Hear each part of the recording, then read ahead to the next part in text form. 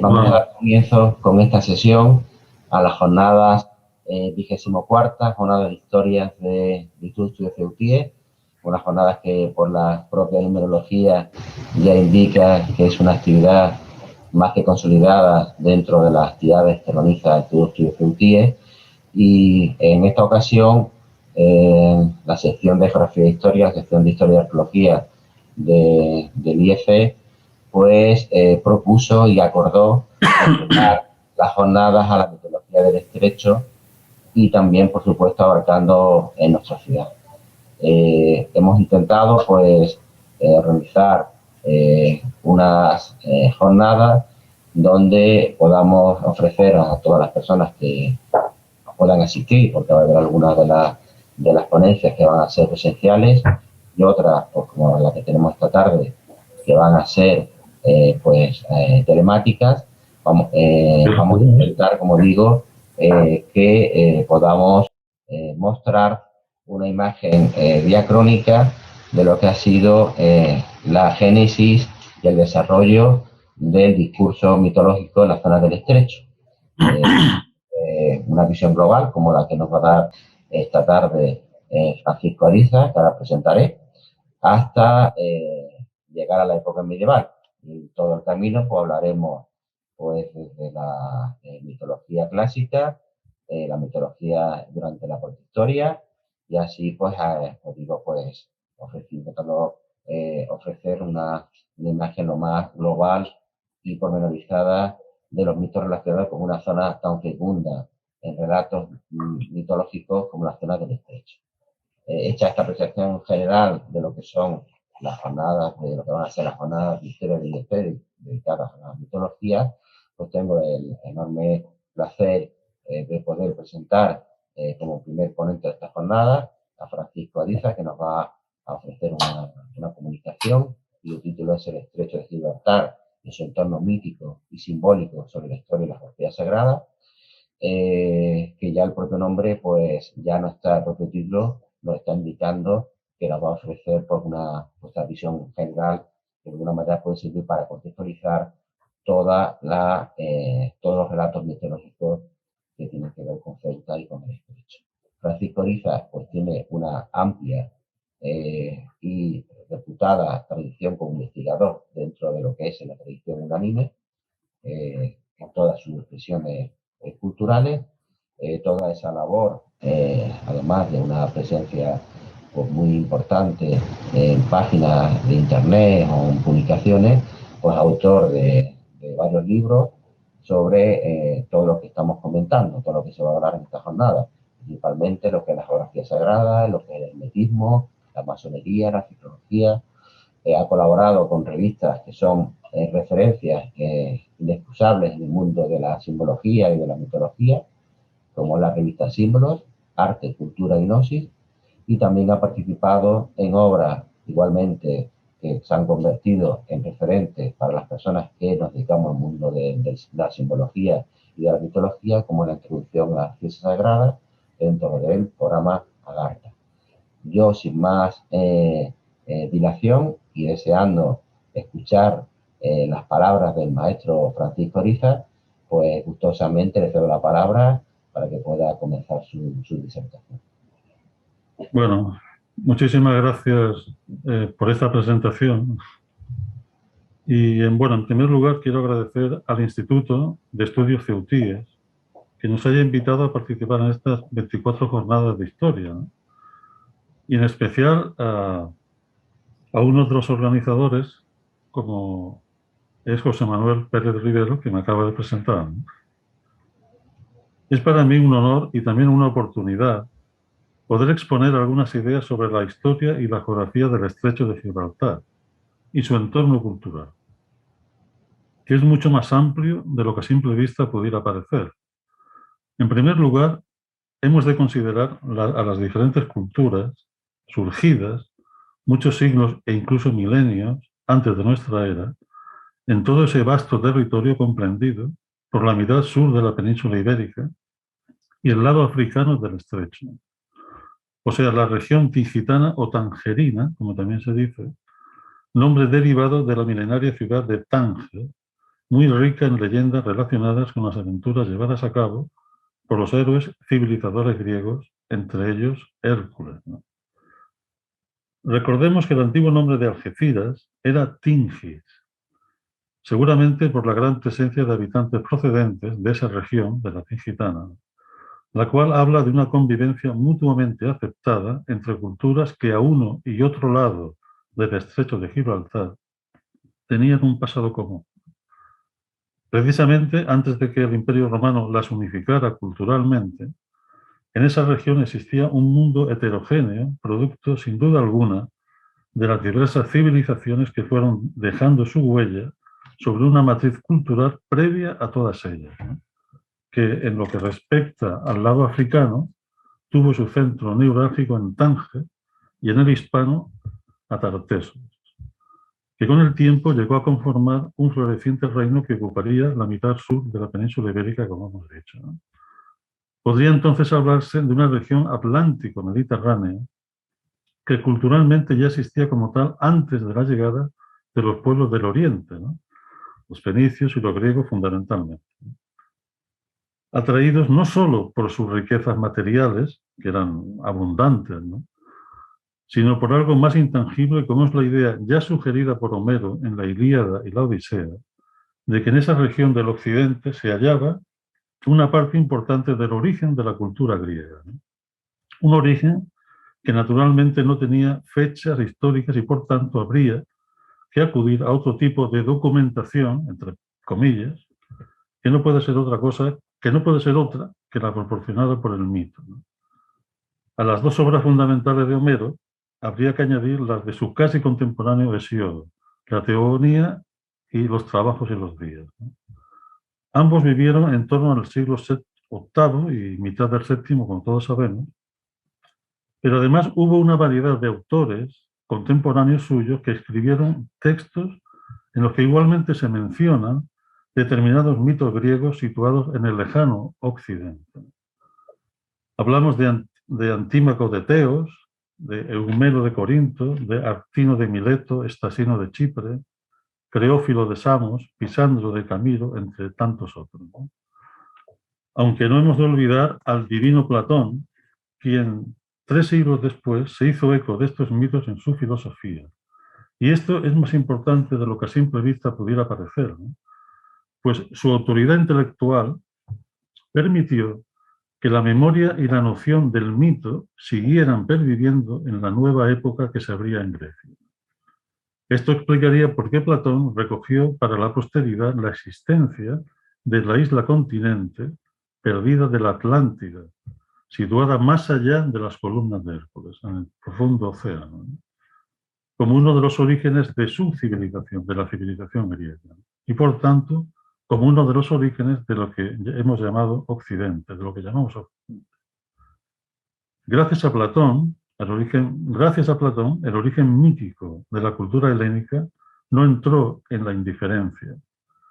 Pero en este punto nos preguntamos, ¿cómo el mito puede explicar el origen de una cultura? De hecho, no había otra manera en el pensamiento del mundo antiguo anterior a Heródoto y los primeros historiadores clásicos, que aunque sabían de la importancia del mito para la comprensión de su cultura, sin embargo, fueron los primeros en recoger datos pormenorizados de lo que veían y oían en el transcurso de sus viajes y de sus propias experiencias personales. Ellos investigaron, ya sabemos que la palabra historia quiere decir investigación, en los hechos que sucedían, no solo en su tiempo, sino en tiempos anteriores, y los trasladaron a un género nuevo, la literatura histórica. Por eso, como decimos, esto no significa que se olvidaran del mito, lo que hubiera supuesto olvidarse de la memoria de sus antepasados, ¿no? Es todo lo contrario, pues entonces no se explicaría cómo puso Heródoto a cada uno de sus 9 libros de la historia, cada una de las 9 musas, ¿no?, precisamente, ¿no?, que son las hijas de la memoria, como todos sabemos. Salvo algunas excepciones, como el caso de Tucídides, en general, Las fuentes literarias que utilizaban los historiadores griegos y posteriormente helenísticos y romanos eran los poetas como Homero, Hesiodo, Safo, Solón, Alceo, Bacis, etcétera, etcétera. También los filósofos presocráticos como Ferécides de Siros, maestro de Pitágoras, o los dramaturgos como Esquilo, Sófocles y Eurípides, que interpretaban determinados mitos en sus tragedias, e incluso a los cronistas como Hecateo de Mileto, que fueron los primeros en separar la didáctica mítica de los hechos históricos, pero no la suprimieron, si bien esa primera separación supuso un cambio muy sensible dentro de la cultura griega, como hemos señalado anteriormente. Por eso mismo, y como el tema que hemos propuesto está relacionado con el entorno mítico y simbólico de las columnas de Hércules, o sea, del estrecho de Gibraltar, hemos creído necesario, en esta primera parte, decir algunas palabras sobre lo que significa precisamente el mito y el símbolo dentro del estudio de la historia y de la arqueología. Aunque nosotros no somos arqueólogos ni historiadores, ¿no?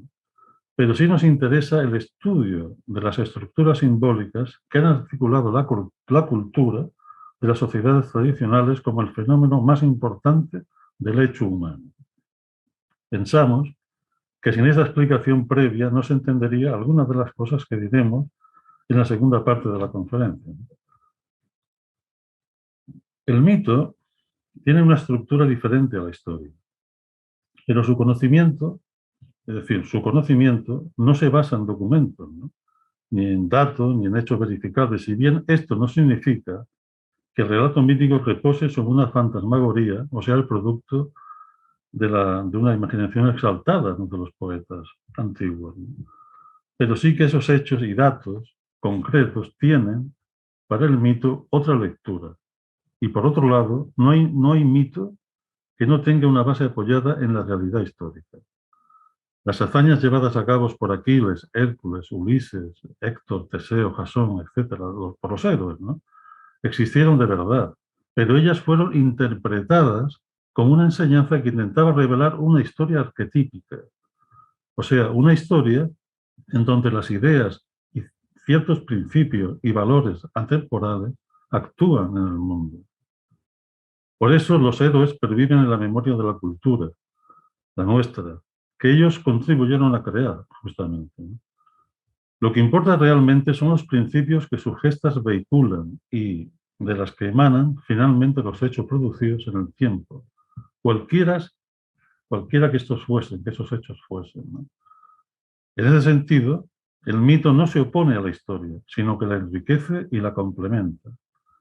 Por poner un ejemplo de una cultura diferente a la nuestra, los aborígenes australianos hablan del tiempo de los sueños, para referirse a la existencia en el tiempo mítico, que sigue vivo, pues allí permanecen sus ancestros primordiales, a los que están unidos gracias a determinados símbolos y a la práctica de los ritos iniciáticos. Esta estructura es idéntica con formas diferentes a cualquier otra estructura de iniciación a lo sagrado. Aquí tenemos precisamente una de las claves para entender ese algo intangible al que nos referíamos anteriormente, y que consideramos esencial, pues estamos convencidos que los mitos griegos, fenicios o romanos, en torno a las columnas de Hércules, tienen connotaciones claramente iniciáticas relacionadas con la búsqueda de la inmortalidad y de los ancestros primordiales, de los antepasados. Que esto haya tenido lugar en el estrecho de Gibraltar y la región tingitana tiene para nosotros un valor muy especial, porque nos permite entender el alto valor simbólico de esta zona geográfica que fue llamada en algún momento la Hispania transfretana, ¿no?, o sea, la Hispania más allá del estrecho, como uno de los nombres de la Tingitania africana. Tiene su importancia dentro de los grandes relatos míticos e históricos de la cultura occidental. Precisamente en nuestro libro Tartessos, la ciudad de Ulía, el señorío de Montemayor y el castillo ducal de Frías, linajes históricos y mitos fundadores, hablamos de la importancia de la ubicación geográfica de toda esa región, pero más especialmente de Tartessos.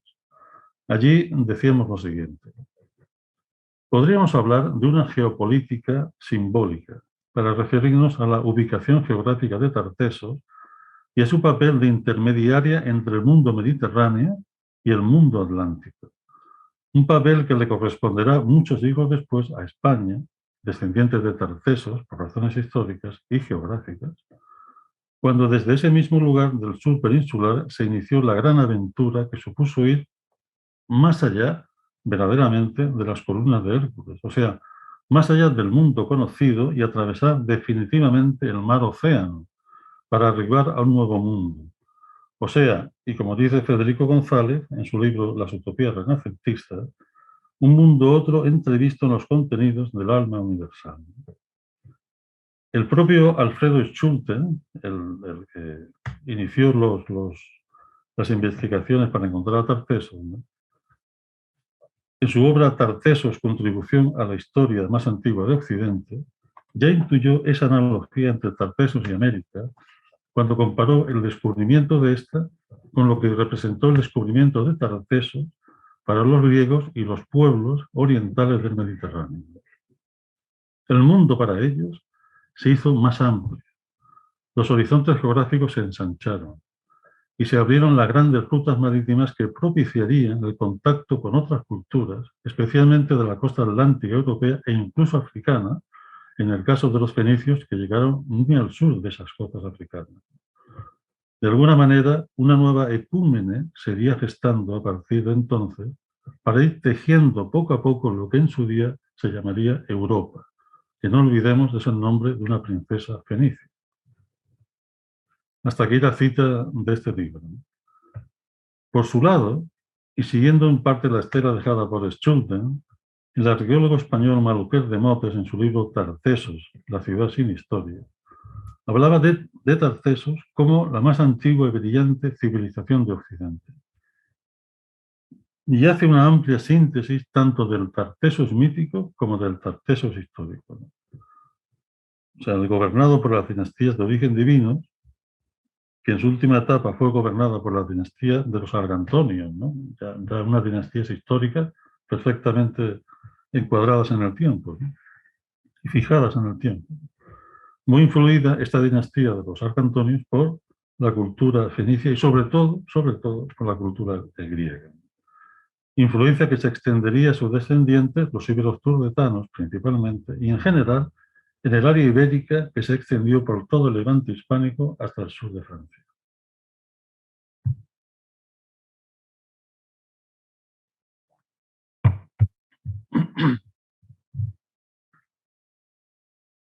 Siguiendo con nuestra explicación, el mito y el símbolo, junto con el rito,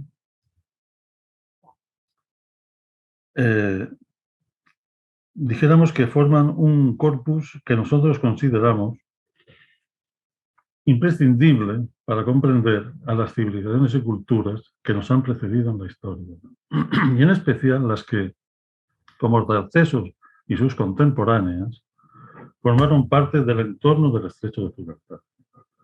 Desde la perspectiva de los pueblos arcaicos y las grandes civilizaciones, la cultura, palabra que viene de cultivo, como todos sabemos, está sustentada en un conjunto de valores y principios que son sagrados en su origen y que cristalizaron en ciertos códigos, como es el caso del lenguaje hablado, muy cercano al lenguaje musical y ritmado, o sea, poético, lo que se llamaba la lengua de los pájaros, ¿no? De hecho, esa lengua es la que, según los mitos, distintos mitos de diferentes culturas, es la que se hablaba en el paraíso, ¿no?, de los hombres primordiales, ¿no?, y que curiosamente también es una denominación que se da al lenguaje de los símbolos, ¿no?, también en las formas geométricas y los números que dieron paso a la arquitectura y a ciertas manifestaciones del arte plástico y, por supuesto, a la escritura, que en un principio era claramente ideogramática, antes que fonética, es decir, basada en ideas y principios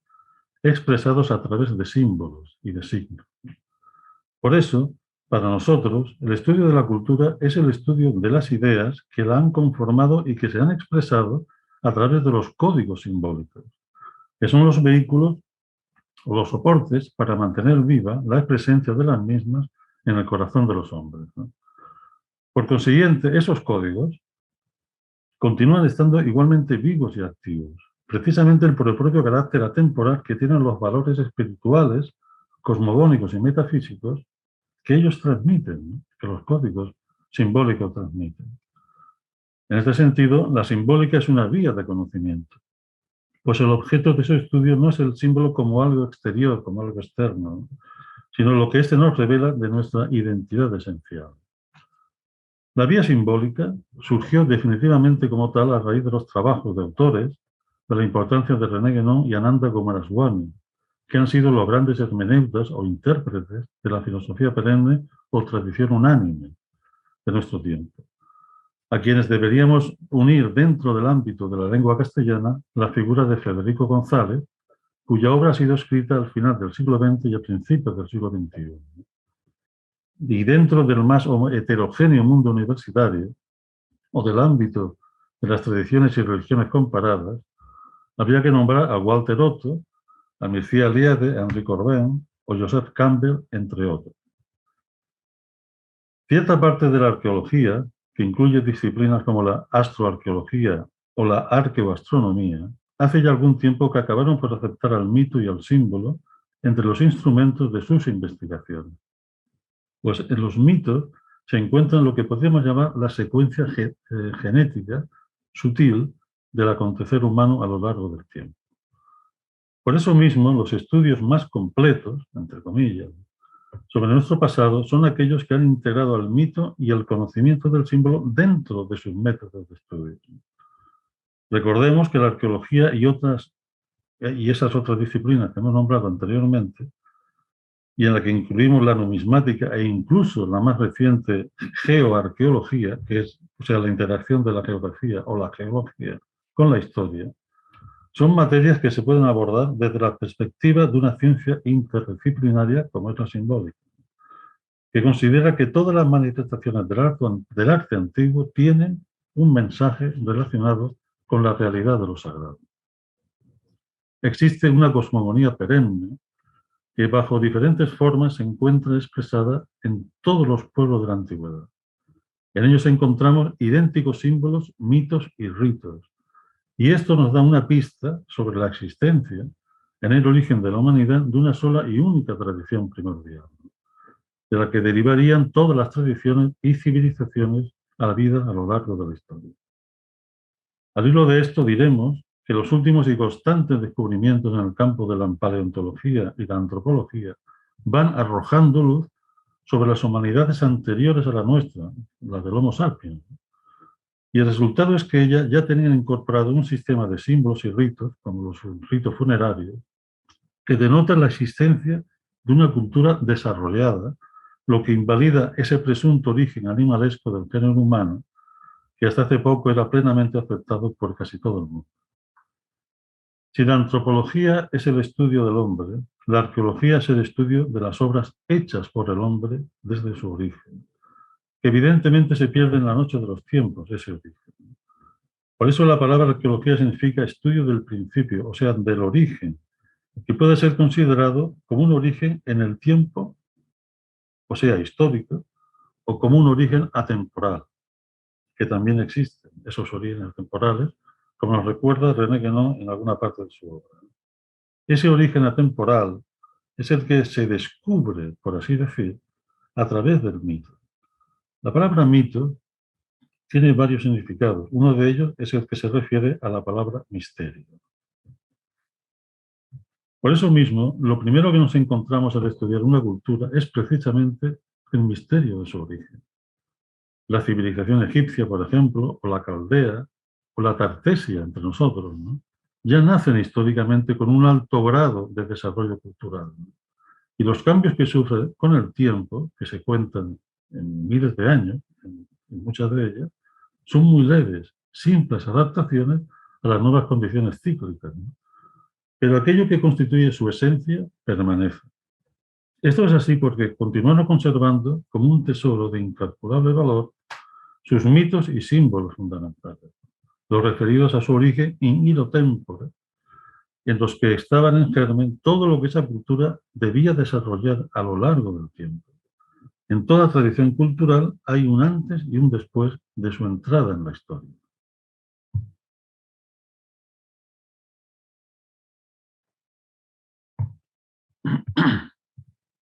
El antes es la vivencia en el tiempo mítico, no computable con los parámetros del tiempo cíclico, pues eran los dioses o las energías divinas las que en ese tiempo regían los destinos de la cultura humana, cualquiera que ésta fuese. De ahí que cuando dicha cultura irrumpe en el devenir histórico, las estructuras que crearon el desarrollo de su civilización surgen de inmediato, casi por generación espontánea, podríamos decir, ¿no?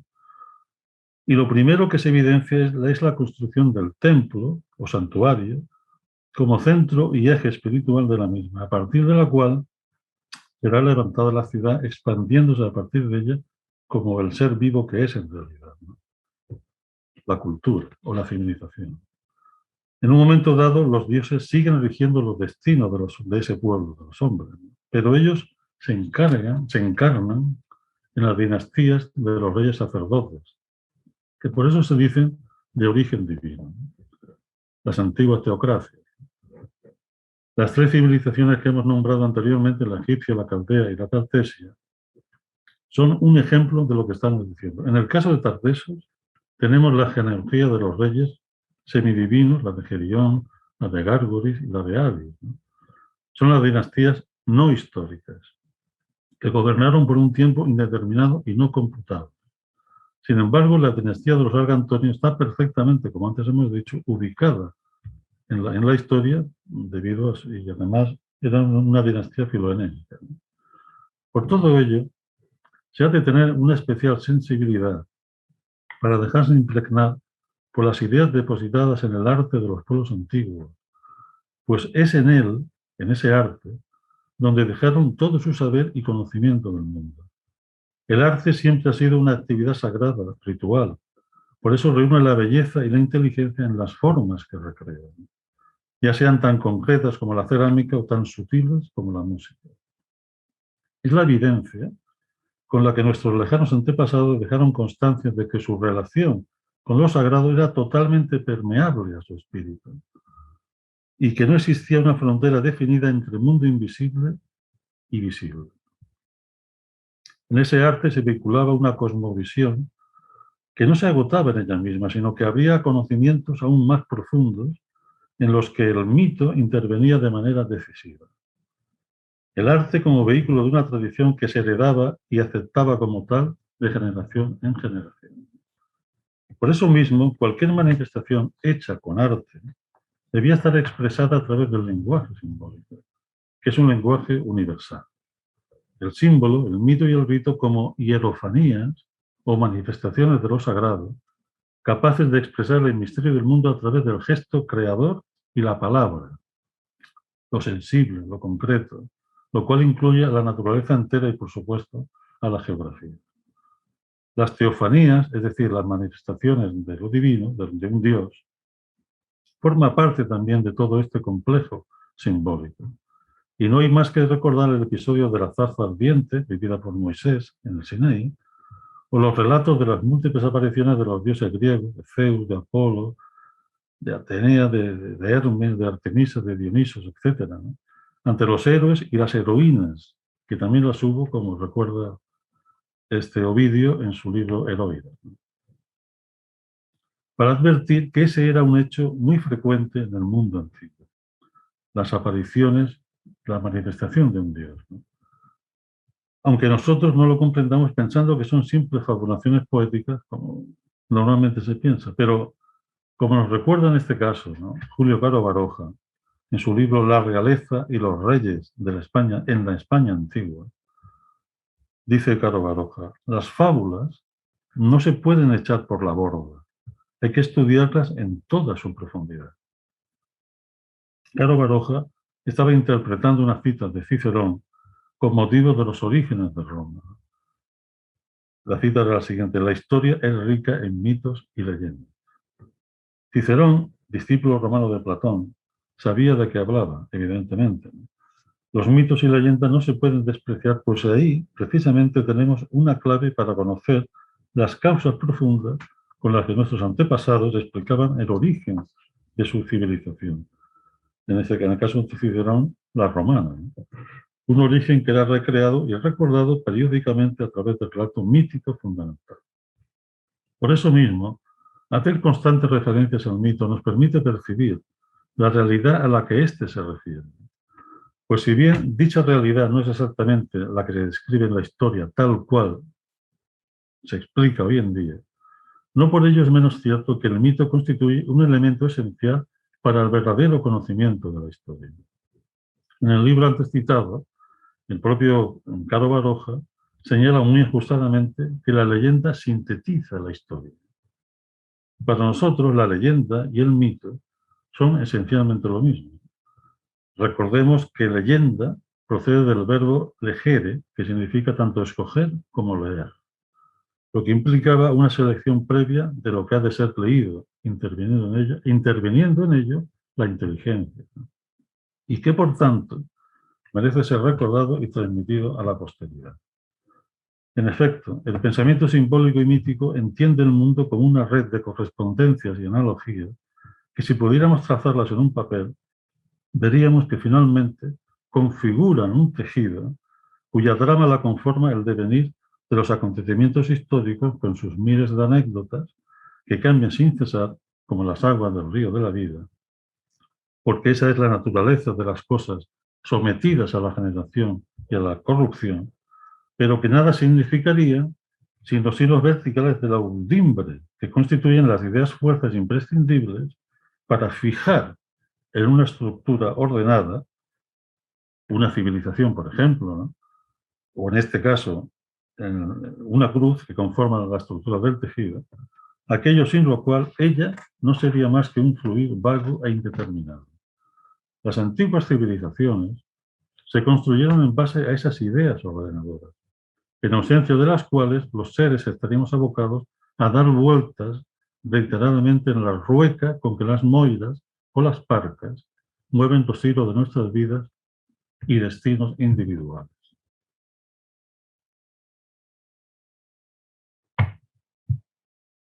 A este respecto, en nuestro estudio La historia como una ciencia de la cosmogonía, señalamos lo siguiente. La etimología de la palabra urdimbre nos lleva, a través de urdir, a los términos ordo y orden, es decir, cosmos, y por tanto muy cercana al concepto de dharma, la ley cósmica en la tradición hindú, donde está implícita a su vez la raíz dru, fuerza, y estabilidad, indicando así la idea de eje y de polo. Hasta aquí la cita. Los hilos verticales de la urdimbre permanecen inmutables, dándonos a entender su primacía sobre los hilos horizontales de la trama, lo cual hace posible también su perfecta complementariedad. Ambas cosas es lo que la cruz está simbolizando, como antes hemos dicho. Estamos hablando evidentemente de ideas y conceptos universales. Por eso decimos que son inmutables, lo cual no es sinónimo de petrificación o de inmovilismo, ni mucho menos, sino que, como la propia palabra indica, es algo que no muta, que no cambia, ni es susceptible de cambiar porque representa el elemento esencial y arquetípico de los seres y las cosas.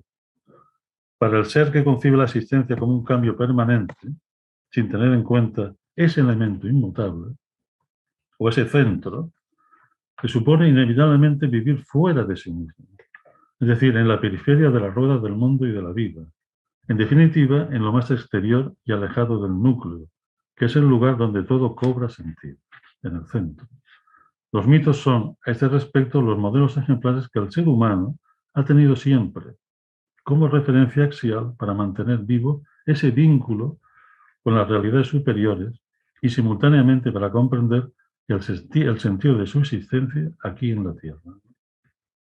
Decía Mircea Eliade que el mito es la explicación de la irrealidad de la existencia. Al explicar esa irrealidad, esta cobra sentido. Al explicar el mito, esa realidad cobra sentido. Y pasa del caos al orden, ¿no? La palabra, que es el vehículo primero mediante el cual se vehicula el mito, posee una fuerza genésica insoslayable gracias a su carga poética. La filosofía, que en el mundo helénico comienza con los llamados 7 sabios de Grecia, deriva de los antiguos poetas o aedos, como Hermes, perdón, como Homero, Hesiodo y todo lo que hemos nombrado, ¿no? Que recogen los antiguos mitos y en los que está todo lo que es esencial para el conocimiento de la naturaleza humana y divina. Todo mito es, por tanto, un acto eminentemente creador o hacedor, en el sentido que Jorge Luis Borges le dio a esta palabra en su libro El Hacedor, haciéndola sinónima de poiesis, es decir, de poesía. Esta es la razón de que los mitos propagados por los bardos, rapsodas, aedos y bates de todos los tiempos se relaten bajo la forma poética, por la carga emocional que éste tiene, capaz de producir una ruptura de nivel que permita el pasaje a la realidad a la que el mito se está refiriendo, ¿no? Ya sea una realidad cosmogónica, ontológica o metafísica. Cuando se habla de la imaginación creadora en el concepto de la vía simbólica, se está hablando de esa facultad que el mito despierta y que nos sensibiliza para la comprensión de ideas que están en el origen de todo cuanto el hombre puede experimentar de las verdades inmutables. Como antes hemos dicho, todo cuanto esas civilizaciones fueron capaces de crear en los distintos ámbitos de la cultura, la filosofía, la religión, la ciencia y el arte, estaba ya en sus mitos originales. El centro y el eje son en sí mismos expresiones claramente hierofánicas que revelan dos arquetipos fundamentales: la idea del principio y de la unidad, por un lado, y la idea de la comunicación cielo-tierra. De ahí su presencia constante en las representaciones iconográficas de todos los pueblos. Sin estos dos símbolos interiorizados en la conciencia, es imposible que los antiguos vieran en el monte Avila y el peñón de Gibraltar las columnas que enmarcaban la Puerta del Sol, delimitando por el lado de occidente, donde se oculta el sol, el espacio sagrado de la ecúmene, cuyo oriente era el lugar donde ese mismo sol surgía renovado. Al final de la conferencia, pues ya veremos cómo la Puerta del Sol tiene también otras lecturas relacionadas con la Puerta de los Dioses. Así, el mundo mediterráneo se constituía en una unidad cultural cuyas vías marítimas, perfectamente trazadas, desde la más remota antigüedad, propiciaban una constante y fecunda comunicación entre los pueblos que habitaban su litoral y sus maravillosas islas. Todas ellas protagonistas de las historias ejemplares de los héroes. Como sugiere una cierta interpretación de su etimología, el Mediterráneo era el mar en medio de la tierra, o sea, un centro del mundo, lo cual predestinaba a algunas de las civilizaciones que nacieron dentro de él a tener un protagonismo relevante en distintos momentos de la historia. El centro y el eje también son válidos para interpretar los procesos históricos, pues toda verdad histórica deriva de la relación que las civilizaciones han mantenido con los principios que los conformaron, que las conformaron. Esos principios, o deidades creadores y fundacionales, son como los ejes verticales de los hilos de los dimbres, o como los radios emanados del centro de la rueda del mundo, lo cual nos indica la función intermediaria de dichos radios entre el centro y la propia periferia de la rueda. Pero en realidad, el movimiento nace del centro de la rueda, el cual lo transmite a los radios y estos a su vez a la periferia, símbolo de nuestra realidad visible, determinada por el tiempo y el espacio. Aristóteles, que al fin y al cabo era discípulo de Platón, tuvo una de esas intuiciones intelectuales, podríamos decir, cuando habló del motor inmóvil, refiriéndose justamente al centro de la rueda, al principio, al ser universal, o al Dios que crea a través de sus propias emanaciones, pero que en sí mismo permanece inmutable. Así, la constante comunicación entre el mundo superior y el mundo inferior debía dotar a determinados hechos históricos de un carácter especialmente significativo, en tanto que intermediarios entre la realidad de los arquetipos y la realidad concreta de los hechos. Y eran estos hechos, convertidos en modelos ejemplares, los que pasaban a formar parte de la leyenda y el mito, justamente para ser recordados y quedar en la memoria de las generaciones futuras.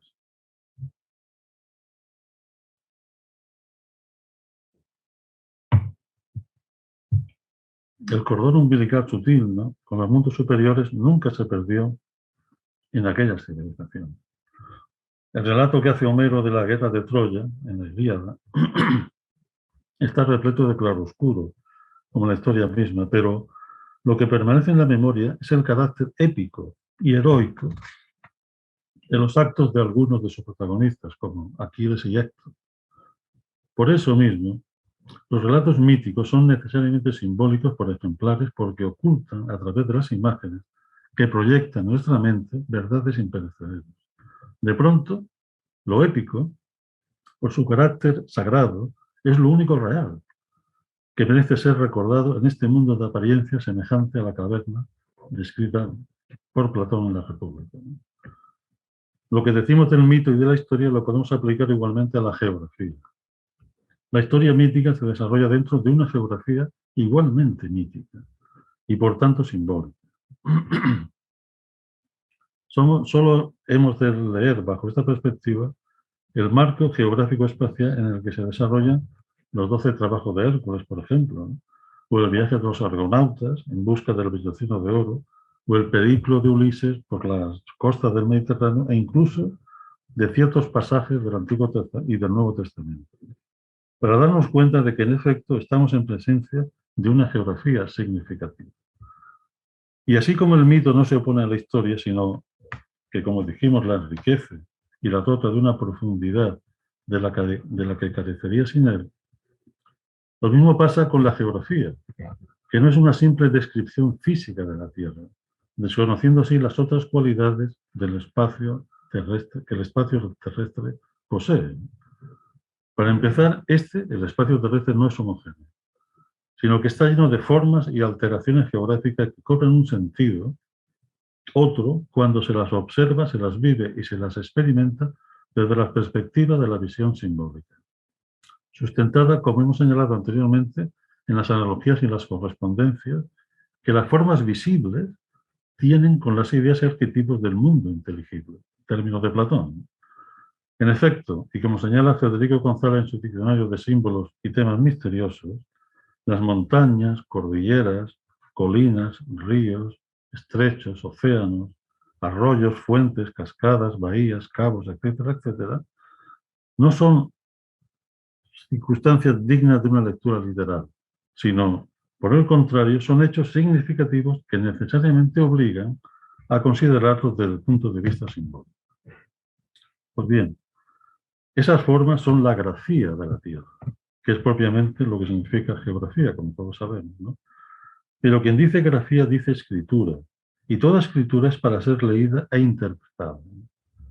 A propósito de la grafía, las tradiciones extremo orientales hablan del Feng Shui, término que quiere decir viento-agua, afirmándose que es algo impalpable como el viento e inasible como el agua, subrayando así su carácter sutil, pues se considera que estos dos elementos son los instrumentos que modelan el paisaje y las formas de la Tierra con su acción constante.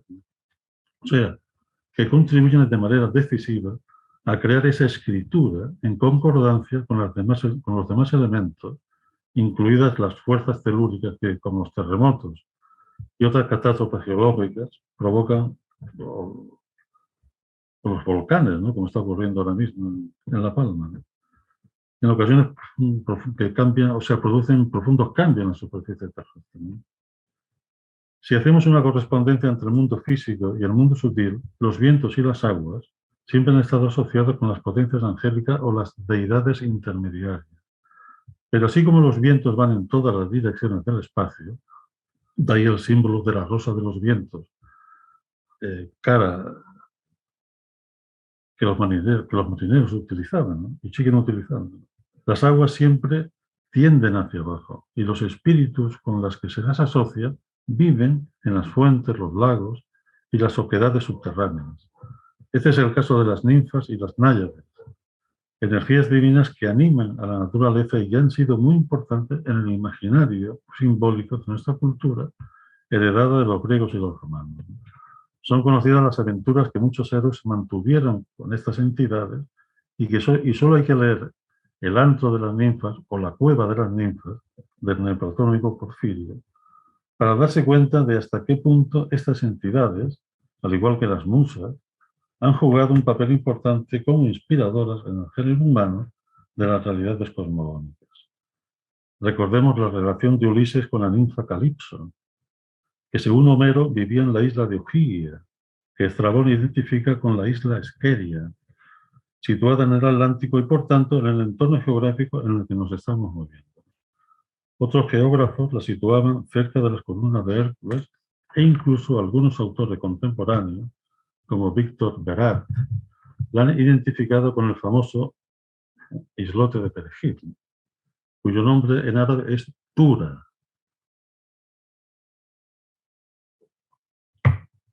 Tura es un nombre que quedarían que hablar también, porque está relacionado con determinados lugares también simbólicos, ¿no? En otras tradiciones. La isla de Perejil, como todos sabemos, está pegando a las costas de Marruecos. Dejando aparte la localización real, lo que es evidente es que la topografía y la forma triangular de este islote de Perejil tuvo que estar consagrado a alguna deidad en aquella lejana época.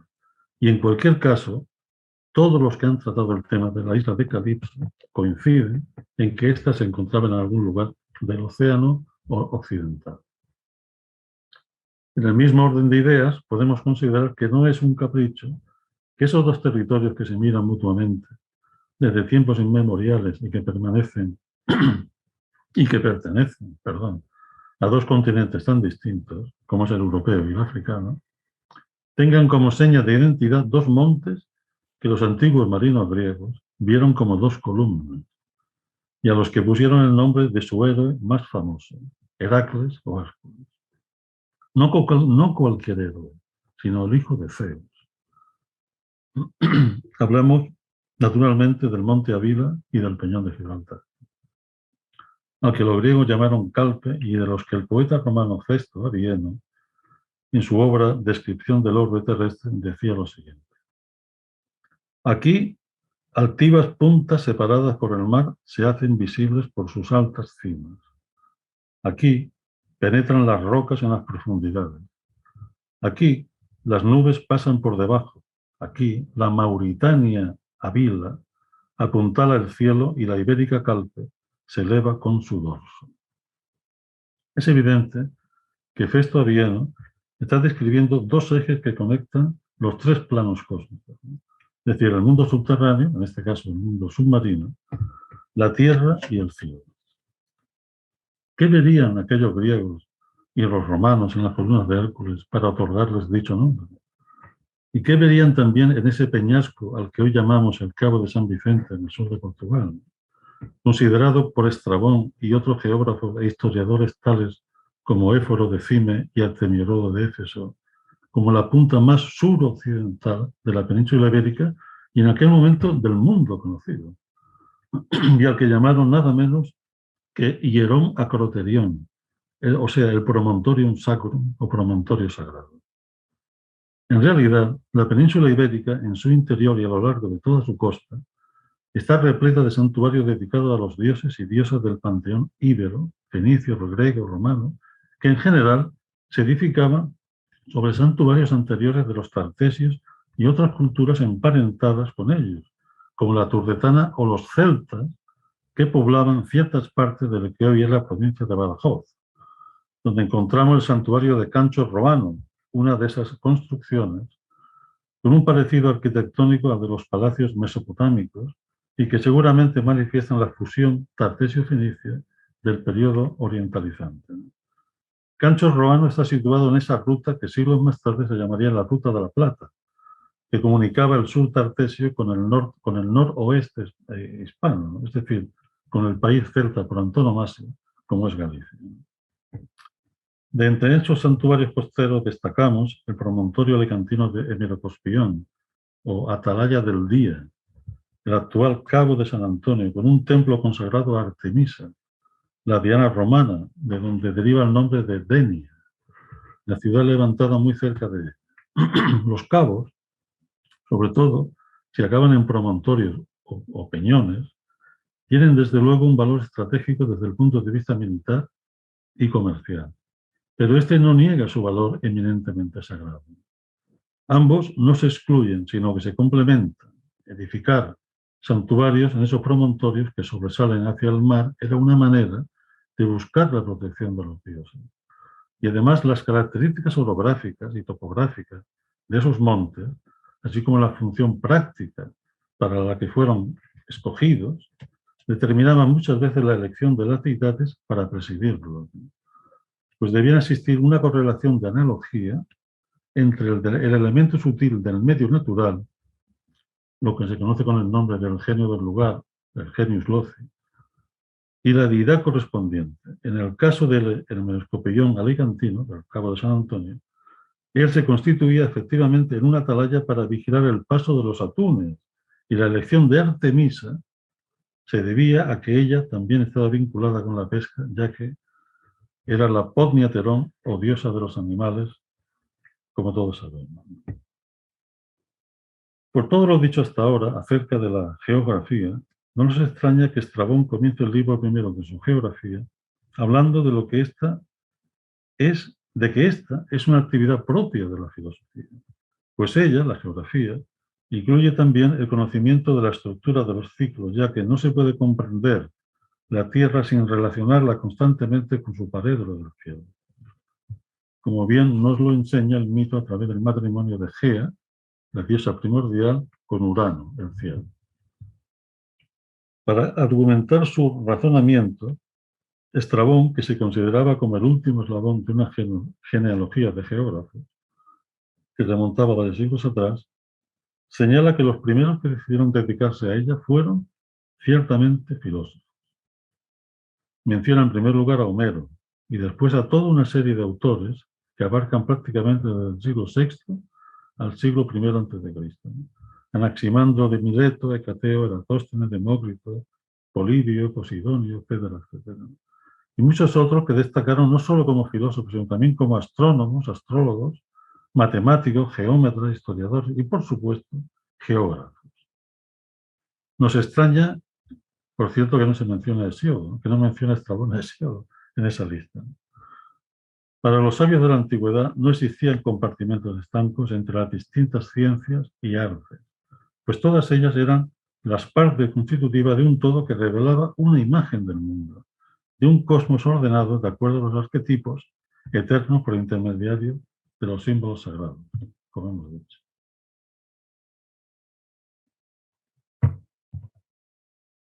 Por eso Estrabón sitúa a un poeta o a Edo como Homero entre los filósofos y también entre los geógrafos. Llega a decir que fue el primero de ellos, incluso, ¿no? Pues para él los poetas, como Homero, eran portadores de la memoria de su cultura, la que recitaba acompañado de la cítara u otro instrumento de cuerda, ¿no? Evocando así la imagen de Apolo y de Orfeo, de cuyos misterios Homero, y también Hesíodo, extrae esa miel que endulza las almas que desean ardientemente la sabiduría, como Porfirio sugiere en algunos pasajes del antro de las ninfas.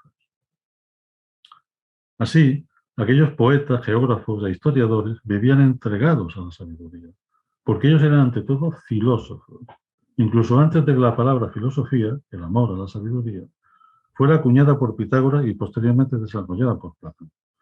Además, todos ellos vivían en un entorno cultural donde los mitos formaban parte todavía del imaginario colectivo, y esto permitía mantenerlos vivos en la memoria, como ya hemos dicho, ¿no?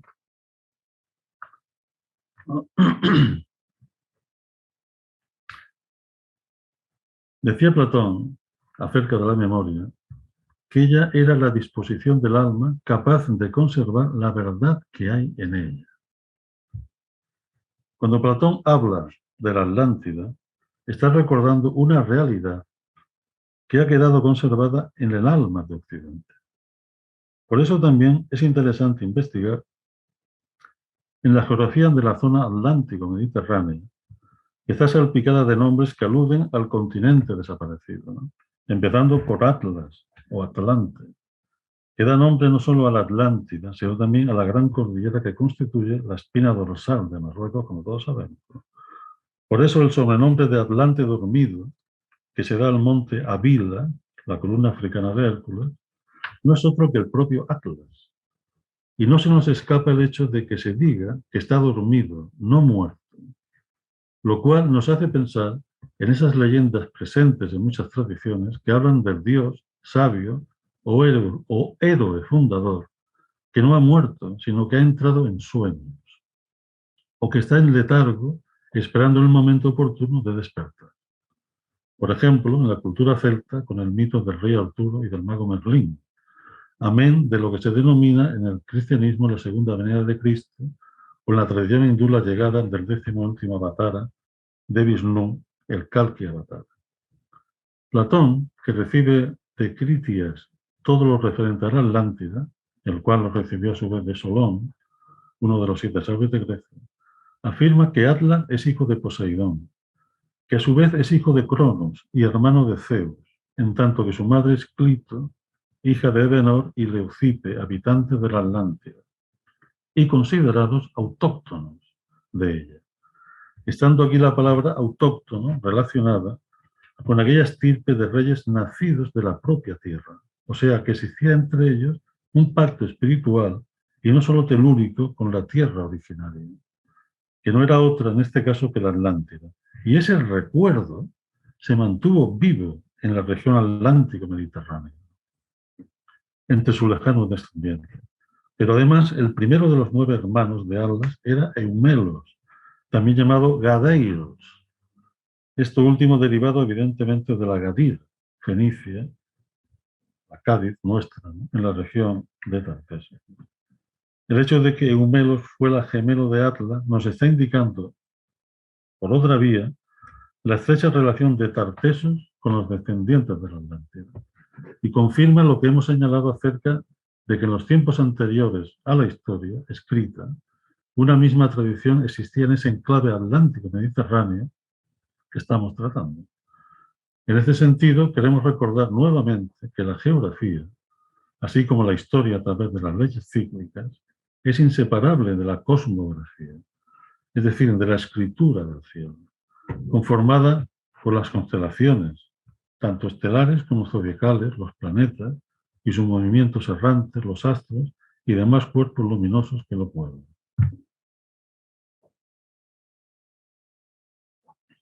En este sentido, tenemos un ejemplo de esa relación entre la geografía, la historia y la cosmografía en el nombre romano de Ceuta, septem fratres, o sea, 7 hermanos, como todos sabemos, ¿no?, que hacen referencia a las 7 colinas que eran visibles en Ceuta, al menos hasta los siglos XVIII y XVII, ¿no?, antes de que desaparecieran debido al nivelamiento para construir la ciudad moderna. Los romanos vieron en esas colinas una semejanza con las famosas 7 colinas de Roma, como ocurrió también en otros lugares, ¿no?, pero con la diferencia de que las de Ceuta tenían un tamaño y una forma muy parecidas entre ellas. Pero nosotros nos preguntamos si esos 7 hermanos no podían haberse llamado perfectamente las 7 hermanas, teniendo en cuenta que se trata de colinas y no de montes, y entonces, en ese supuesto, no tendríamos duda alguna en admitir que, debido a la similitud analógica entre la cosmografía y la geografía, estaríamos ante la representación simbólica de las Pléyades en la Tierra, constelación de 7 estrellas integrada en la de Tauro, y que según la mitología grecorromana eran hijas de Atlas y de la Oceánide Pléyone, de ahí que fueran llamadas también las Atlántidas. En todo caso, no estaríamos muy desencaminados teniendo en cuenta el contexto en el que nos encontramos, ¿no?, en donde las referencias a Atlas y a sus descendientes marcan una geografía mítica en el entorno de Gibraltar, además de dar nombre a la gran cordillera del Atlas, como ya hemos señalado, ¿no? En efecto, el titán Atlas es también el padre de las Hespérides, las ninfas que guardan el jardín de las Hespérides, donde se encontraba el árbol de las manzanas de oro protegido por el dragón telúrico, y al que los héroes debían vencer para conseguir esos frutos áureos que otorgaban la inmortalidad, como fue el caso de Hércules, como todos sabemos. Según los geógrafos, historiadores y mitógrafos grecorromanos, el jardín de las Hespérides se situaba en el extremo occidente, ya fuese en el Tartessos hispano o en la Mauritania tingitana. Pero en cualquier caso, más allá de las columnas de Hércules, presagiando otras tierras o ínsulas que de algún modo ya estaban contenidas en el nombre de Hespérides, que significan tanto las occidentales como las vespertinas, o sea, las ninfas del atardecer. Esto es lo que indica precisamente el nombre de una de ellas, Esperitusa, siendo las otras dos Eritea y Egle. Además, Eritia o Eriteia, llamada la isla del crepúsculo vespertino, era una de las islas Gadeiras, entre las cuales se encontraba la actual Cádiz, como todos sabemos. Eriteia también se denominaba la isla de Gerión, la hija de Gerión, uno de los reyes de la última de la dinastía divina, ¿no?, de Tartessos, ¿no? En la lucha de Hércules contra Gerión, existe un episodio que, considerado desde el punto de vista simbólico, deja entrever que el Tartessos mítico fue, en verdad, la superviviente de una colonia atlante. Se trata de la sangre que brota de Gerión, al ser herido por las flechas de Hércules, nace un árbol que daba un fruto rojo sin hueso, posiblemente un madroño, ¿no?, en la época en que aparecen las Pléyades, las Atlantes, o hijas de Atlas. Además, se da la feliz circunstancia de que Eriteia casó con Hermes, de cuya unión nacería Nórax, otro de los reyes míticos tartesios, el cual hizo expediciones marítimas por el Mediterráneo occidental, fundando en Cerdeña la ciudad que lleva su nombre, Nora.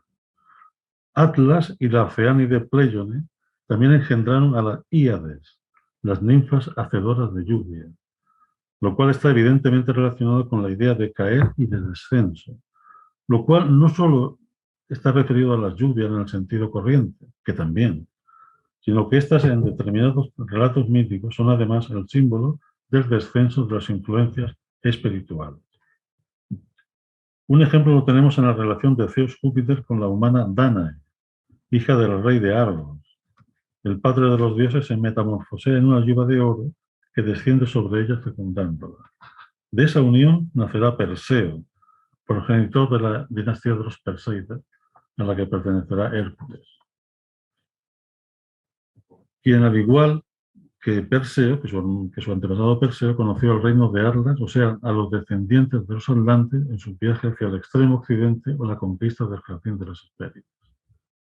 Por otro lado, la abundancia de una mitología griega en toda esta región atlántico-mediterránea no significa que se trate del traslado a tierras del occidente de un imaginario mítico propio de la tierra helénica.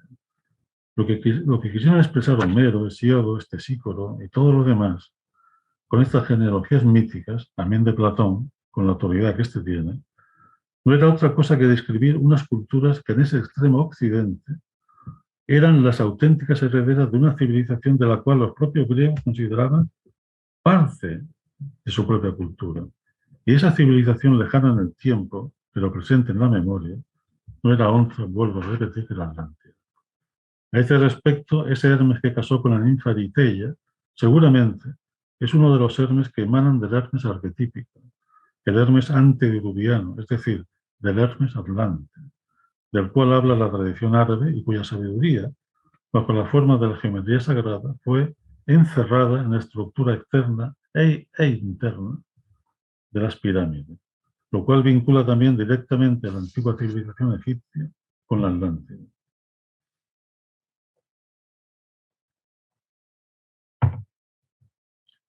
Diodoro Sículo, cuando en su biblioteca histórica trata de Hércules y el jardín de las Hespérides, menciona en realidad la transmisión de conocimientos entre esa tradición madre que fue la Atlántida y sus herederos, o que al menos recibieron una parte de su herencia espiritual y cosmogónica, como es el caso aquí de Grecia, aquí en la tradición hermética. Dice Diodoro Sículo: otra opinión era que Heracles, rescató a las hijas de Atlante, que habían sido raptadas en el huerto de su familia por sacerdotes egipcios, y Atlante, agradecido, no solo le dio el objeto de su trabajo, sino que además le enseñó la astronomía por añadidura. Pues Atlante, el primer astrónomo, Sabía tanto que llevaba el globo de celestial en los hombros, por así decirlo, y de aquí que se diga que Heracles le tomó el globo. Como sabemos, Thoth es el equivalente egipcio del Hermes griego, o del Hermes Trismegisto que dio nombre a la tradición hermética en la época helenística. El mitógrafo y novelista Robert Gray introduce un matiz importante en estas palabras de Diodrósico, añadir que Heracles se convirtió ciertamente en el señor del zodiaco, pero el titán astrónomo a quien reemplazó era Feo, alias Thoth, y no Atlante. Decir que se convirtió en el señor del zodiaco es reconocer la función sacerdotal y no simplemente guerrera que en un momento dado Heracles asume entre sus funciones civilizadoras. En este sentido, quisiéramos decir, y ya para prácticamente finalizar, ¿no?, que si la Atlántida y todo lo asociado a ella ha perdido a lo largo del tiempo, es porque forma parte de la memoria atávica o ancestral, no solo de la Europa atlántica y mediterránea, sino también del mundo semítico, entre los que contamos a los cananeos, fenicios, ugaríticos, judíos, árabes y mesopotámicos, o sea, a los caldeos y a los babilónicos. Punto y aparte es el mundo egipcio de los faraones, que es tal vez la civilización que más directamente recibió la herencia atlante plasmada en una la parte importante de su cosmogonía, ¿no? Sin embargo, lo que podríamos llamar el éxodo de los supervivientes del antiguo continente desaparecido ha ido dejando su huella por todo el norte de África, incluida una parte del Sáhara, que no siempre fue un desierto, como sabemos. De ahí que entre los bereberes haya habido una transmisión de generación en generación acerca de su origen divino y del paraíso del que procedían, situado a occidente, o sea, en el océano Atlántico, las islas de los aventurados. De hecho, la ciudad marroquí de Tamanar, al norte de Agadir, procede del nombre Tamana, que quiere decir lugar de poniente, en referencia al lugar de donde procedía la cultura ancestral del pueblo bereber.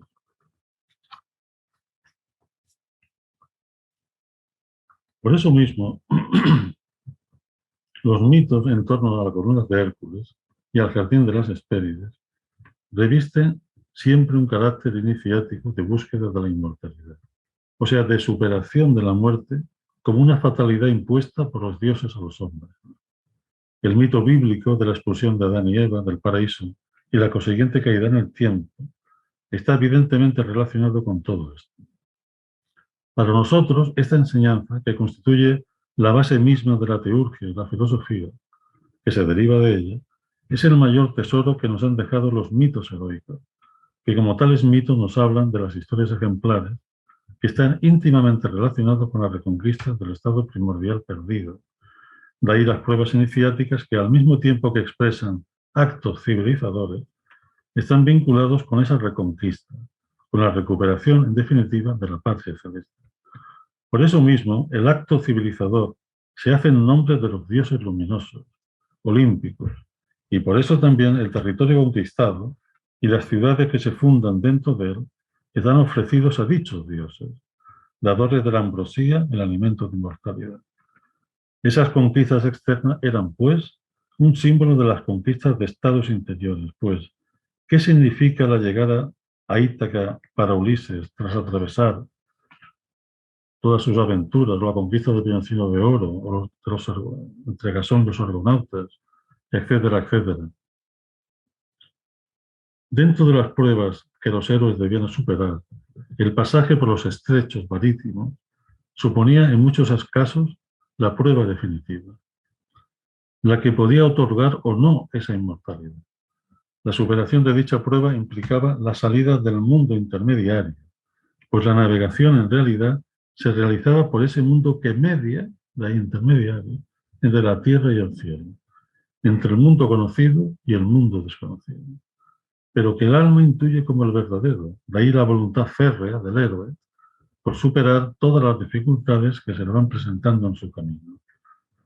Dificultades que a veces toman la apariencia de una calma chicha o de expansión de los sentidos y de regocijo con seres que pertenecen a ese mundo mediador, como las ninfas o las sirenas, cuyo nombre significa las que atan o encadenan por la belleza y embeleso que produce su canto, semejante a la armonía de las esferas.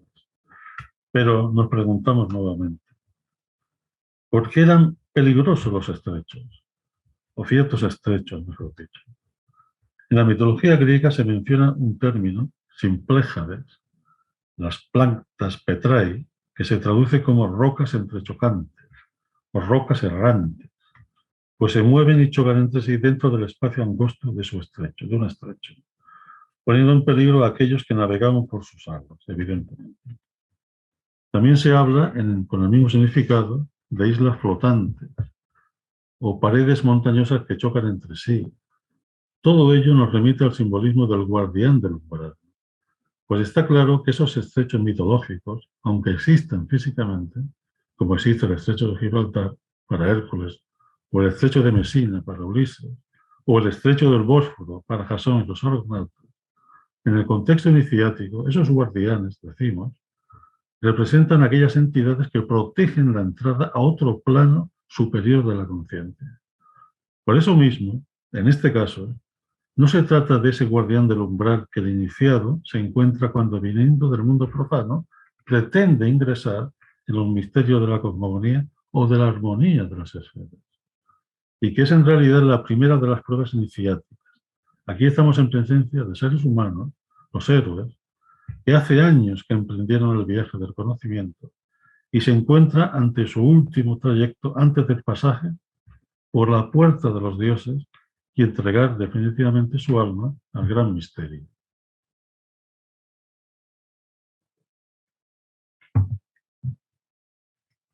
Hablando del simbolismo de las simpléjades, o de las rocas entrechocantes, Ananda Coomaraswamy menciona que estas, las rocas entrechocantes, son las hojas de la puerta de oro de la Yanua Coel, o sea, de la puerta del cielo, la cual no es otra precisamente que la puerta de los dioses. Esto nos ha llamado la atención, pues de alguna manera reafirma lo que hemos dicho acerca de la puerta del sol al principio de este discurso, ¿no? Que es también como se denomina la puerta de los dioses, que se corresponde con el solsticio de invierno y el signo de Capricornio, y equivalente en el simbolismo constructivo al ojo del domo o piedra angular. Como dijimos, la puerta del sol es otro nombre que los antiguos dieron a las columnas de Hércules y por tanto al estrecho de Gibraltar. O sea que existe una correspondencia muy clara entre la puerta de los dioses y el propio estrecho de Gibraltar. Precisamente el primer zodíaco que los romanos elaboraron para la península ibérica, teniendo a Toledo como centro geográfico de toda ella, el eje del solsticio de invierno pasaba exactamente por Cádiz, que en fenicio sabemos que quiere decir fortaleza. Y el signo de Capricornio con el que se corresponde ocupaba toda la zona del estrecho de Gibraltar y por tanto a Ceuta, hasta lindar con la actual provincia de Málaga. Muchas de las monedas romanas encontradas en esa zona llevan grabadas el delfín, animal apolíneo vinculado con la puerta de los dioses. Pues es él el que conduce a las almas de los héroes más allá de esa puerta, hacia la isla de los bienaventurados, en el camino ascendente hacia la morada de los dioses inmortales. Pues hasta aquí, José Manuel.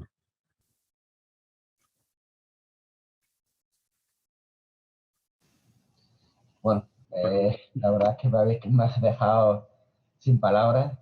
Tu exposición ha sido brillantísima. Hemos tenido la enorme fortuna de disfrutar de la sabiduría expresada a través de tus labios. Nos has dado una visión muy distinta de la acostumbrada sobre la mitología del Estrecho y de Ceuta.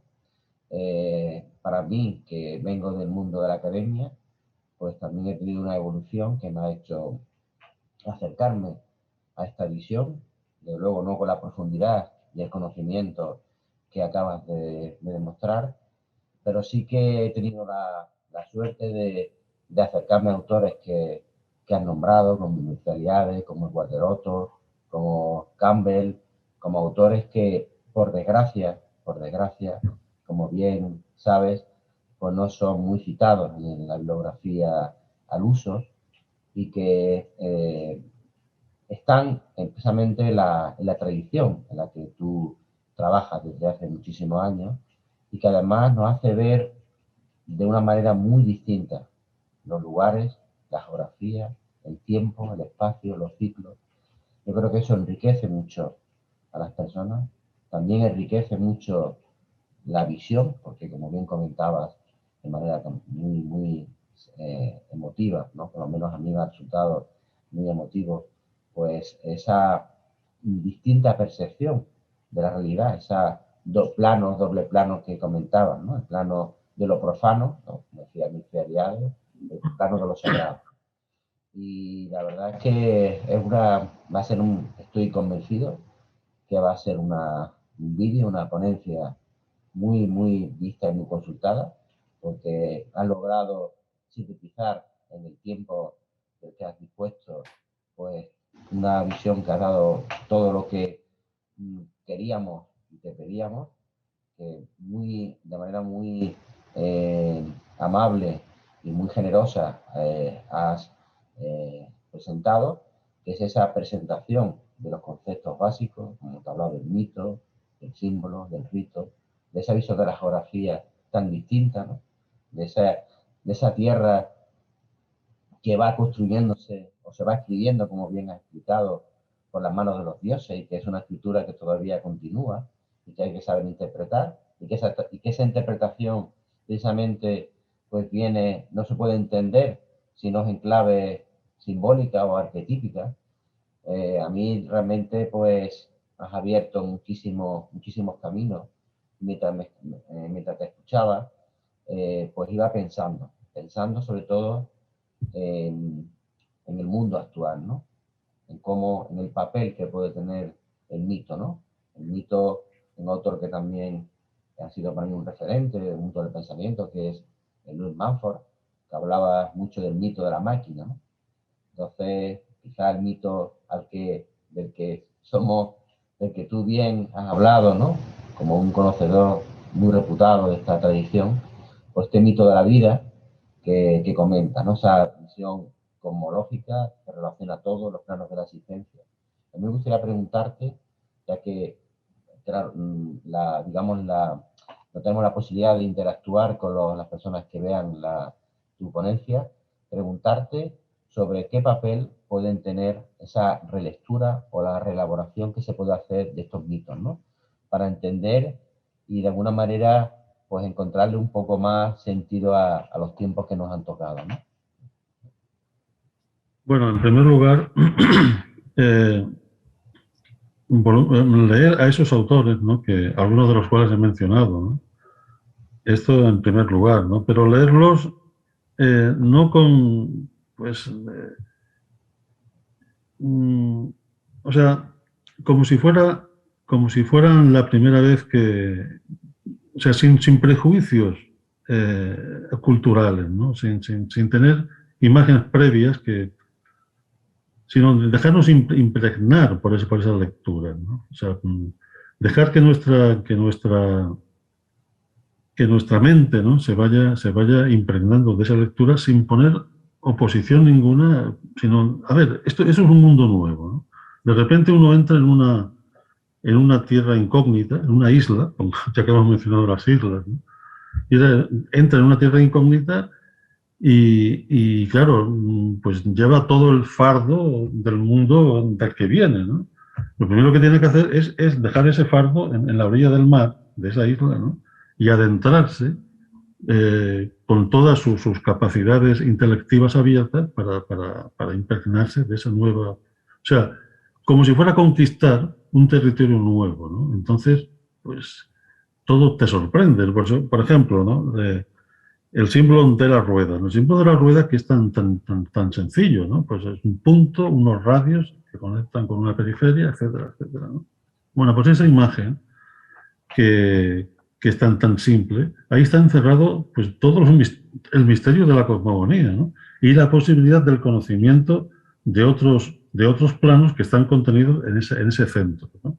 Claro, el símbolo de la rueda, si no lo acompañan, ¿no?, con otros símbolos análogos a él, a la rueda, ¿no?, que van ampliando y van enriqueciendo esa lectura, pues, pues tampoco, ¿no? O sea, lo que tiene la simbólica en sí, ¿no?, la vía simbólica, es la posibilidad de conectar los símbolos entre sí, ¿no? Entonces, de que hay una serie de símbolos que si uno supiera encadenarlos entre sí, ¿no?, pues se le revelaría el discurso de la cosmogonía, de la creación, ¿no?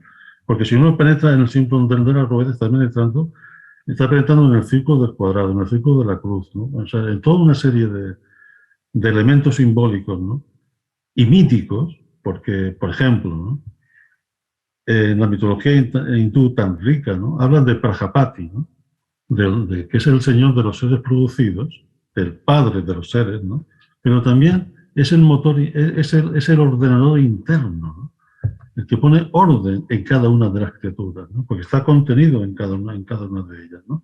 Bueno, pues si uno no tiene la imagen del símbolo de la rueda, por ejemplo, del punto, los radios y la vida periferia, no puede llegar a comprender en toda su profundidad lo que ese símbolo, lo que ese mito de Prajapati, por ejemplo, está queriendo expresar, ¿no?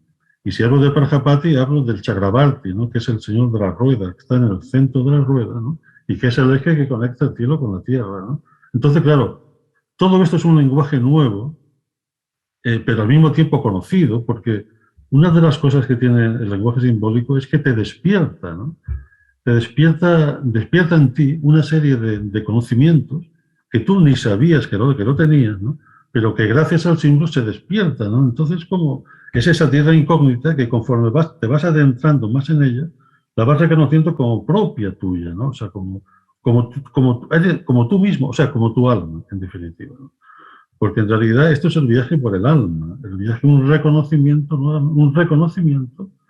de nuevo de nuestra alma, de lo que somos, ¿no? La palabra reconocer justamente es una palabra que tanto se puede leer de izquierda a derecha como de derecha a izquierda, o sea, que es circular, ¿no? Es entrar en un reconocer, y también conocer es volver a nacer también, conaitre, nacer, conacer. O sea, que todo este lenguaje tiene que ver con nacimientos, o sea, que son esos despertares, ¿no?, que he mencionado. O sea, entonces, claro, es un mundo muy rico, ¿no?, porque la mitología, ¿no?, la mitología, pero tiene que ir acompañada con esos símbolos, ¿no?, porque si no te pierdes en ella, ¿no? La mitología también es un laberinto, ¿no? De hecho, el laberinto es un símbolo también muy presente, ¿no?, pues, en todas las culturas, ¿no? O sea, tienes que perderte para encontrarte. Tienes que penetrar en ese... O sea, no hay que tener miedo, dijéramos, a lo desconocido, en este caso, ¿no? Porque te vas a perder, pero te vas a encontrar otras tantas veces, ¿no? Hasta que definitivamente ya la búsqueda se da por terminado porque has llegado al centro, ¿no?, de donde todo surge, ¿no? Pero claro, eso es el viaje de la vida, el viaje de la vida, ¿no?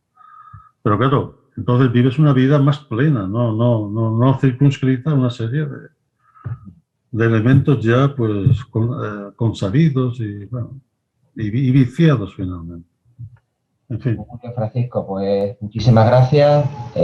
Insisto que ha sido un placer, un aprendizaje que Muchísimas tendremos. gracias a ti, José Manuel. No, de verdad que estamos muy contentos de TRIEC y muy agradecidos, por supuesto agradecidos, porque sabemos que preparar, sintetizar tantos conocimientos en un tiempo tan breve lapso de tiempo, pues no es una tarea nada fácil. Sí, yo he temido que fuera un poco larga.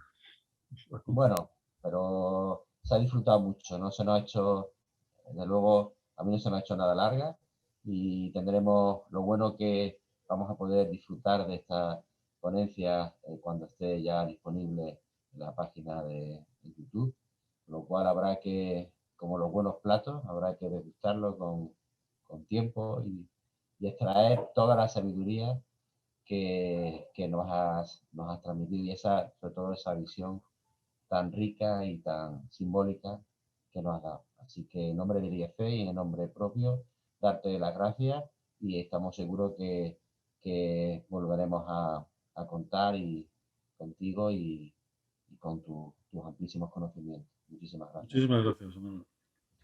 Pues aquí estamos, ¿eh? Gracias, muchas gracias. Gracias, muchas gracias. Adiós.